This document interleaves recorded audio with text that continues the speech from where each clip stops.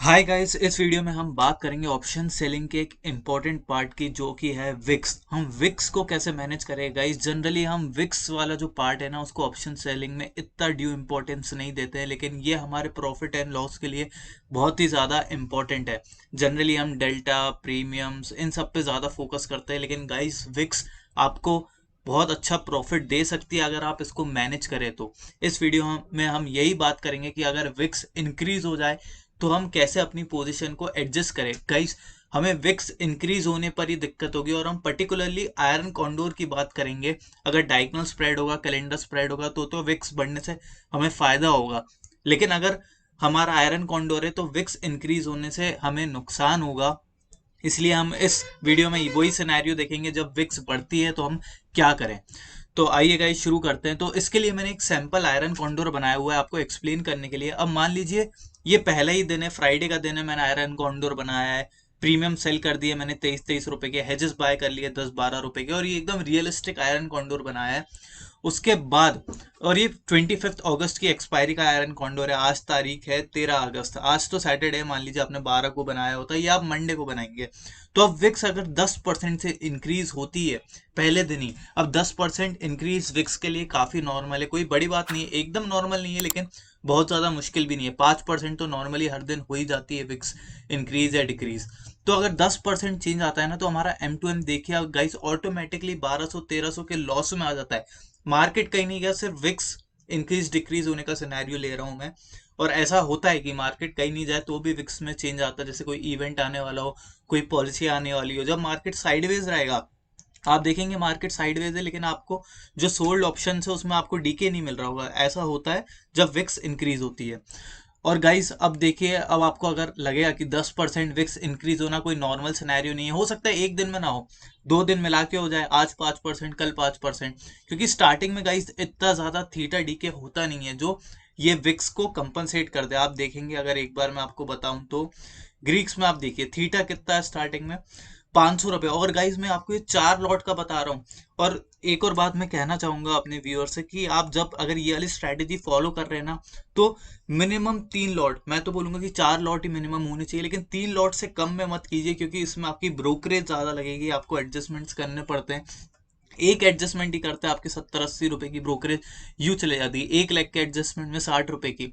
लेकिन आप एडजस्टमेंट करते हैं, हेजिंग वाला भी चेंज करेंगे, तो 100-120 रुपए की ब्रोकरेज चले जाती है। और आप अगर प्रॉफिट टारगेट कर रहे हैं 1000-1500 का, तो उसमें आपके 700-800 रुपए तो ब्रोकरेज के चले जाएंगे, और आपको ज्यादा एडजस्टमेंट करना पड़ा तो और ज्यादा चले जाएंगे।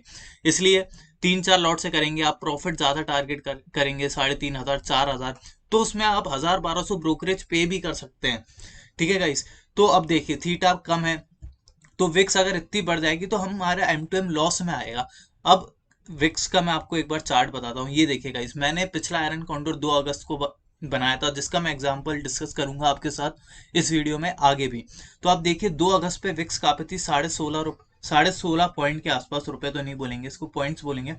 तो अब अगले आने वाले 4-5 दिनों में आप देख रहे हैं कि विक्स बड़ी है, लेकिन कैंडल का साइज हमें छोटा लग रहा है, हमें लग रहा है इतना इतना ज्यादा कुछ बड़ी दिक्कत नहीं है। लेकिन अब आप ध्यान से देखेंगे ना, इसको स्केल से मेजर करके बताता हूँ अब। तो आप देखिए, सिर्फ 4 दिनों में विक्स 20% बढ़ गई है। यहाँ पे 4 बार्स लिखा है, और 20%।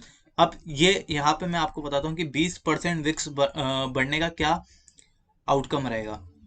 तो देखिए, अब विक्स 20% मैंने इमेजिन कर लिया, समझ लीजिए एक दिन में बढ़ी है, ब्लू लाइन एक दिन का बता रहा है, लेकिन वहां पे 4 दिन में बढ़ी है। तो 2500 रुपए का लॉस हो जाता है अगर एक दिन में ही विक्स बढ़ जाती है इतनी ज्यादा तो। और 3000 लगभग हमारा एसएल है, 2 लाख की कैपिटल पे 3 से 3500। तो आप देख रहे हैं हमारे एसएल के काफी करीब आ जाते हैं हम। लेकिन हमें इस विक्स का फायदा उठाना है। जब विक्स बढ़ जाए तो उल्टा हमें फायदा भी होगा, जब डिक्रीज हो जाएगी। अब मान लीजिए 20% से डिक्रीज होती तो हमें इतना ही फायदा भी होता है। ये देखिएगा, यहाँ पे आपकी ब्लू लाइन ऑटोमेटिकली ऊपर चली गई, 2500 करीब का आपका प्रॉफिट हो गया।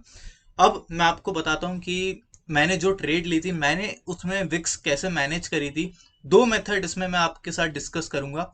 एक मेथड में जब आपको लगे कि विक्स में बस थोड़ा सा ही इंक्रीज आ सकता है, कंटिन्यूसली बहुत सारे दिन तक नहीं बढ़ेगी, जैसे कोई इवेंट आने वाला है, कल आने वाला है और आज विक्स बढ़ रही है, तो इवेंट के बाद तो विक्स डिक्रीज होने लगती है ना। तो ऐसे कोई, ये फर्स्ट केस सिनेरियो में आप ये वाला मेथड यूज करेंगे जब आपको मालूम है कोई फिक्स्ड इवेंट के बाद विक्स डिक्रीज हो सकती है। दूसरा केस जब होता है जब जैसे लगातार मार्केट में फियर आ जाता है, फॉल आ जाता है बहुत ज्यादा, जैसे रशिया यूक्रेन के टाइम पे हुआ था, कोविड के टाइम पे हुआ था, जब आपको नहीं पता था कि मार्केट कहाँ जाके रुकेगा, तो विक्स कंटिन्यूसली इंक्रीज होने लगती है। ऑल्दो गाइज अगर मार्केट में उस तरीके का फॉल आता है तो हमारा ऑटोमेटिकली एसएल तो हिट हो ही जाएगा, अनलेस एंड अनटिल हम पुट के साइड एक्स्ट्रा ऑप्शंस बाय कर ले जिससे हमारा प्रॉफिट बढ़ने लगेगा। तो गाइस दूसरा वाला मेथड आप टेम्परेरी प्रोटेक्शन के लिए भी यूज कर सकते हैं। जब आपके माइंड में फियर है कि अब विक्स इंक्रीज हो रही है, थोड़ी इंक्रीज हो रही है, लेकिन आपके माइंड में फियर है कि और ज्यादा इंक्रीज हो सकती है, तो उन सिनेरियोज में आप सेकेंड वाला मेथड यूज कर सकते हैं। तो मैं आपको पहले एक बार ट्रेड बताता हूँ कि मैंने क्या ली थी 2 अगस्त को। ये मेरी एक्सेल शीट है। तो मैंने स्टार्ट किया था 16,500 का पुट मैंने सेल किया था, ठीक है, और 17,900 का कॉल सेल किया था। तो मेरे पास 1400 पॉइंट की रेंज थी जिसकी मैंने एक वीडियो भी बना के डाली थी अपने चैनल पे। तो मार्केट बहुत सही चल रहा था, 1400 पॉइंट की रेंज मुझे लग रहा था काफी अच्छी रेंज है। लेकिन हुआ क्या था, अब यहाँ पे मैं 15 मिनट्स का चार्ट कर देता हूँ, आपको एक बार समझाने की कोशिश करता हूँ कि लाइव मार्केट में हमें कैसा लगता है। जब अब 2 अगस्त, ठीक है, तो 2 ये हमने पेड सब्सक्रिप्शन नहीं लेके रखा इसलिए एड्स आती हैं। तो 2 अगस्त, ठीक है, मार्केट मैंने यहाँ कई पोजीशन बनाई, ठीक है। एक बार मैं अपने लेवल्स भी मार्क कर देता हूँ कि जैसे मैंने यहाँ पे 17,900 का सेल किया था, तो ये 17,900, और यहाँ पे मैंने 16,500 का पुट सेल किया था, तो ये 16,500। अब आप देखेंगे 2 अगस्त के दिन मार्केट, मैंने जिस लेवल पे पोजीशन बनाई थी उसके बाद मार्केट थोड़ा ऊपर गया, अभी भी 17,400 के नीचे था, लेकिन जब डे क्लोज हुआ तो मुझे अपने प्रीमियम्स में डिफरेंस दिखा। तो मैंने क्या किया, 16,500 का पुट मैं ऊपर ले आया और 16,700 का मैंने सेल कर दिया। ये वाले लेग में मैंने प्रॉफिट बुक कर लिया। अभी भी मेरे पास अच्छी खासी 1200 पॉइंट की रेंज थी। अगले दिन गाइस 3 अगस्त के दिन मैंने मार्केट में कुछ नहीं किया, देखे आप, पहले मार्केट नीचे गया फिर ऊपर गया, तो सेम लेवल पे क्लोज हुआ। ज्यादा थीटा डी के भी मुझे नहीं मिला था गाइस, और उसका रीजन क्या था मैं आपको बताता हूँ। 3 अगस्त, ठीक है, 1 अगस्त, 2 अगस्त, आप देख रहे हैं विक्स थोड़ी बढ़ते जा रही है। 2 अगस्त को भी थोड़ी विक्स बढ़ी, तो अब तक मुझे इन 2 दिनों में कोई थीटा डीके नहीं मिला था। अब आता है मेन दिन, जो कि था अपना एक्सपायरी वाला दिन। और इस दिन क्या हुआ था गाइस, इस दिन मार्केट ओपन तो थोड़ा ऊपर ही हुआ था, लेकिन उसके बाद तुरंत मार्केट में क्या आ गई, सेलिंग आ गई, ठीक है। अब जब ये सेलिंग आई तो मुझे अपना जो पुट है वो वाले लेग में लॉस होने लगा, लेकिन सेलिंग के साथ साथ गाइस विक्स जो थी ना बहुत ज्यादा इंक्रीज हो गई। इस दिन मैंने देखा था एक पॉइंट पे विक्स ना 12% तक इंक्रीज हो गई थी। आप देखिए फर्स्ट सेकेंड, और ये वाला, ये अब जो विक्स, ये देखिए इसकी विक्स, इसकी जो कैंडल है ना टॉप वाली, उसने कितना ज्यादा हाई बनाया था, हाई बनाया इसने 21 तक का, 21 पॉइंट तक का, दो क्लोज हुई है 19.25 पे। तो 11-12% जब विक्स इंक्रीज हुई ना, तो मेरा जो पुट वाला प्रीमियम प्रीमियम था 16,700 का, जो मैंने पुट सेल किया रखा था, 20-22 रुपए के अराउंड सेल किया था, वो 70 तक पहुंच गया था। 81 का उसने हाई मारा था, 80 के ऊपर तुम, लेकिन मुझे एक पॉइंट पे जाके उसको बुक करना पड़ा। अब मैंने बुक क्यों किया गाइस, मैंने पूरा कैलकुलेट किया था, मैंने उसको यहाँ कहीं बुक कर दिया था जब इसने मार्केट ने 16,300 का लेवल ब्रेक कर दिया था और वहां पे सस्टेन कर गया था। तो गाइज एग्जैक्ट मैं आपको बताता हूँ मैंने कौन से पॉइंट पे, ये देखिए आप, मेरा जो 16,700 का जो पुट है ना, तो मैंने 71 रुपए पे बुक किया है, जिसपे मुझे 10,000 का लॉस हुआ, लेकिन साथ ही मेरे पास हैच था 16,450 का, जिसको मैंने एग्जैक्टली उसी मोमेंट पे बुक नहीं किया, क्योंकि मैं देख रहा था मार्केट नीचे जा रहा है, तो मैंने अपना सिर्फ पुट वाला लेग सेल कर दिया था, और इसमें मुझे थोड़ा प्रॉफिट हो गया 2,870 तक का। उसके बाद मैंने क्या किया गाइस, जब विक्स इतनी ज्यादा बढ़ गई थी ना, मैंने एक और पुट सेल किया, और इस बार कहाँ का किया गाइस, 16,250 का, 16,700 का बुक करके मैंने सीधे 450 पॉइंट नीचे का सेल किया। और ये चीज मैंने क्यों करी गाइस, क्योंकि अभी विक्स कितनी भी बढ़ जाए, लेकिन मुझे मालूम है थर्सडे को ये प्रीमियम जीरो होने वाले हैं, है ना।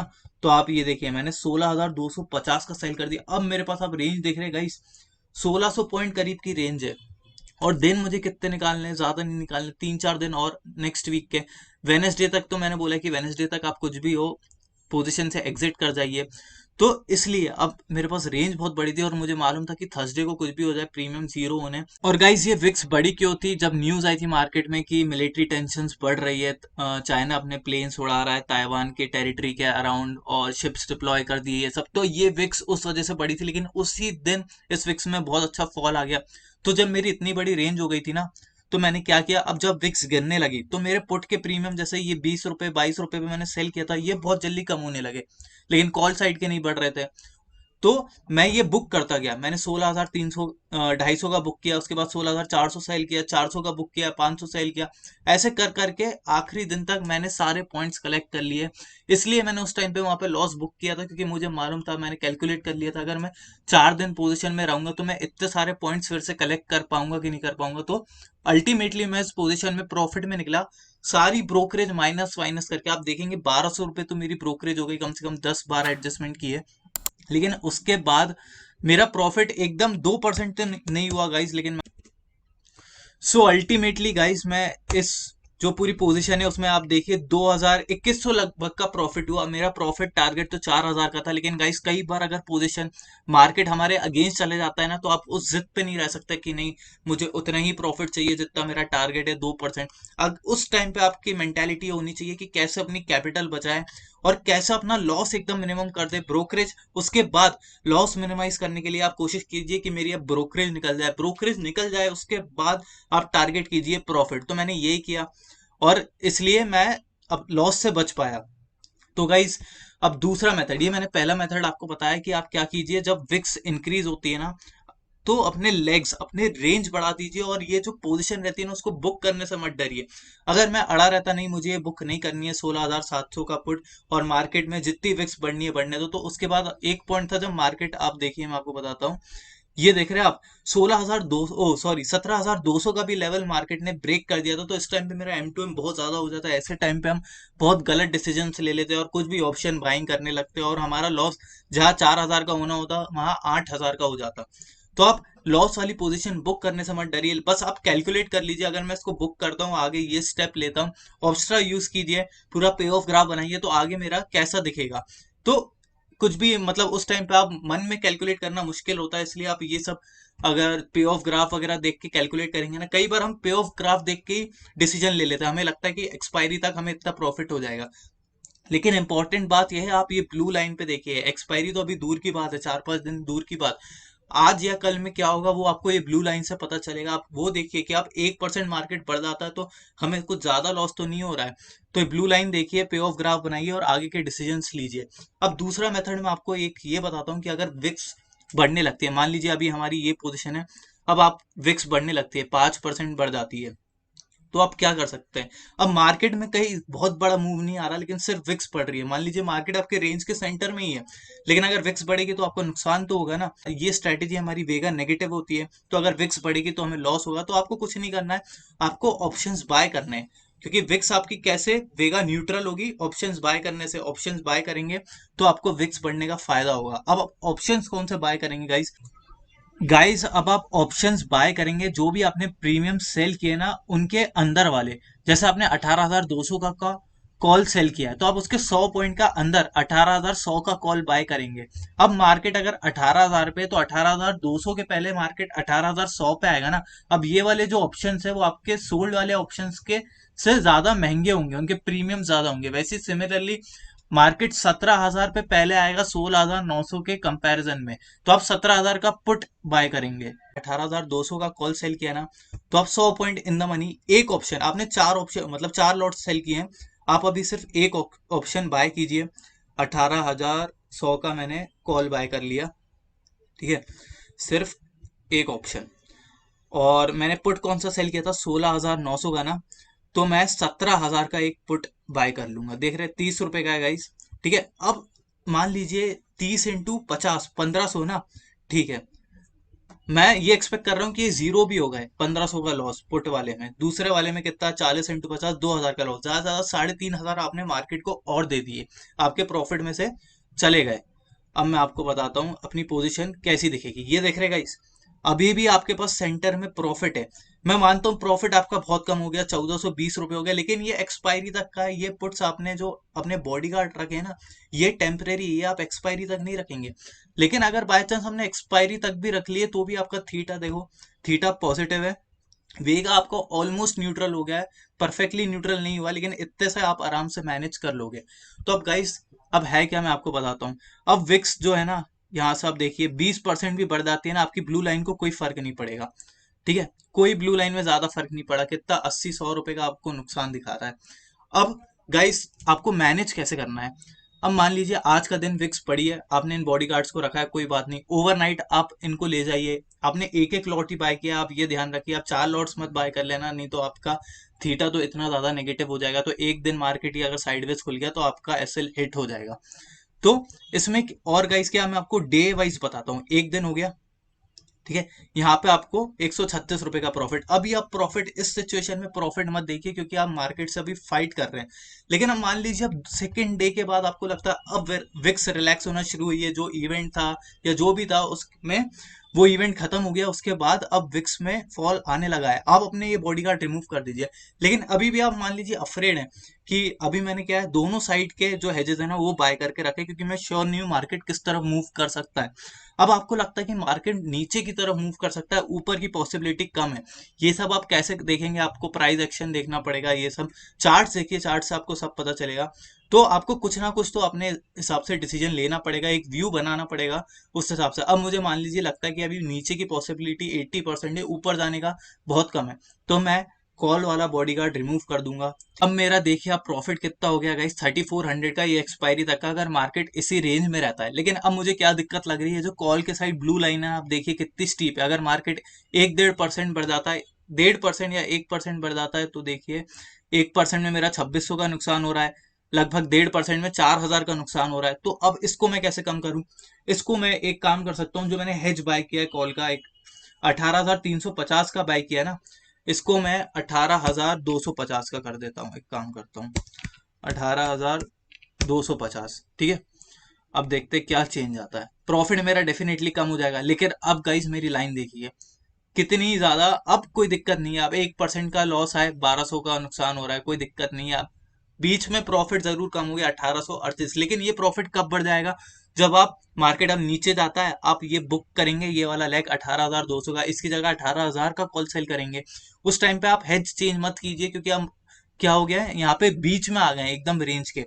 ठीक है, मार्केट नीचे आएगा, एकदम रेंज के बीच में आ गया ना, यहाँ पे आपका रिस्क कम हो गया है। इन लेग्स में आप प्रॉफिट बुक कर सकते हैं। स्टार्टिंग में थोड़ा कॉशियस रहिए, आपको ट्रेड में बस लंबे टाइम तक सरवाइव करना है, क्योंकि मार्केट जब भी ट्रेंडी होता है उसके बाद आपको साइडवेज होगा, मार्केट मौका देगा प्रीमियम थीटा अर्न करने का। ठीक है, मेन टारगेट तो आपका ओवरनाइट थीटा गेन करना है। इसमें आप इंट्राडे में आपको सिर्फ सरवाइव करना है गाइस। इंट्राडे में आप एसएल मत हिट होने दीजिए, सरवाइव कीजिए, कोशिश कीजिए, ब्लू लाइन फ्लैट रखिए इंट्राडे में। मेन टारगेट आपका प्रॉफिट कमाने का है। ओवरनाइट में आप 2-3 ओवरनाइट का थीटा गेन कर लेंगे, आपका अपने आप टारगेट मीट हो जाएगा। और जब आपको गाइस लगे कि अब मार्केट में फॉल आने के चांसेस कम है, मैं एकदम रेंज के सेंटर में हूँ, दोनों साइड मेरे पास सफिशिएंट स्पेस है, तो उसके बाद आप ये पुट वाला जो आपने बॉडीगार्ड डिप्लॉय किया था इसको भी रिमूव कर सकते हैं। अब क्या होगा, अब आपकी थीटा वैल्यू बहुत ज्यादा बढ़ जाएगी। ये देखिए आप, जो आपकी थीटा वैल्यू है ना, अभी ये फर्स्ट डे है इसलिए आपको 364 इतने रुपए दिखा रहा है, लेकिन जब आप मार्केट में 2-3 दिन स्पेंड कर चुके होंगे, एक्सपायरी के नजदीक होंगे, मान लीजिए 21-22 अगस्त का टाइम है, उस टाइम पे आपको यहाँ पे थीटा वैल्यू 1500 2000 ऐसी दिखेगी, तो एक ओवरनाइट पोजीशन में ही आपका टारगेट मीट हो जाएगा। बस गाइस, ओनली प्रॉब्लम ये है कि आपकी इसमें ब्रोकरेज थोड़ी ज्यादा स्पेंड होगी, तो इसलिए 1-2 लॉट से स्ट्रेटेजी करने का मतलब नहीं है। आप मिनिमम 3-4 लॉट उससे ज्यादा से करें तो और अच्छी बात है, लेकिन बस अपनी पोजीशन साइजिंग का ध्यान रखिए।